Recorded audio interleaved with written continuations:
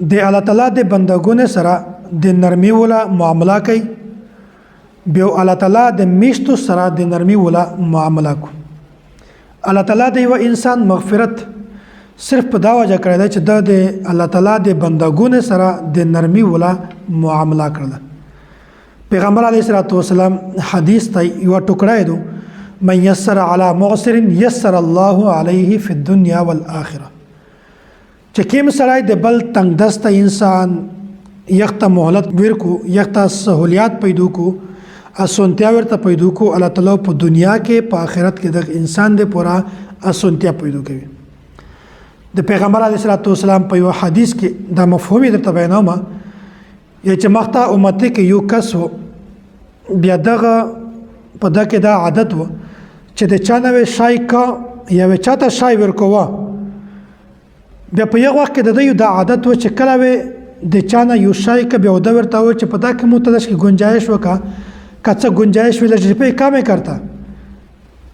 او کا یخت څه گنجائش ور په ورته کمولې کنه و بیا یو غری په ور کول هغه شای و خست جګړه ونه ور سره کړل باس ونه ور سره کا صرف یو ور یا دوه ور ورته ویل دا چې د کله په چا باندې شای خرڅو بیا یو بل کس ورته چې په دا کې څه گنجائش کوي خو وکا بیا د سوچ وکړه چې په دا کې خو متصل ری په ګټه د خو لہذا سل په جیب باندې 50 ګټه وخله د 50 نه وخله نرمي ور سره وکړه یا په چا د قرضا دو قرض ټیم روغای یغه قرضا نه دو ادا کړی نشي ادا کولای وسن یا غریب دی ادا کول توفیق نشته تو یخت ټیم ورکا چې دا ته مهلت ته لہذا چې کله ته تعالی تعالی واسطه کوی مو قرضا ادا یای چې دغه انسان د عمل په وجه باندې چې کله په آخرت کې د الله تعالی په حضور کې پېشي وشوه الله ورته فرمایل چې دا بنده د مو په بندګونه باندې رحم کړای دی د بندګونه سره د نرمي ولا معامله کړی دو لہذا زنن د انسان سره د نرمي ولا معامله د انسان د مو بندګون سره د نرمي ولا معامله کړی دو لہذا ز په د باندې د نرمي کړلې په ځی کې زیات حق دوري نو میشتسته دغه خبره کې یو میسج پیغام دی چې د هر انسان سره میشتوس د نرمي ولا معامله وکړي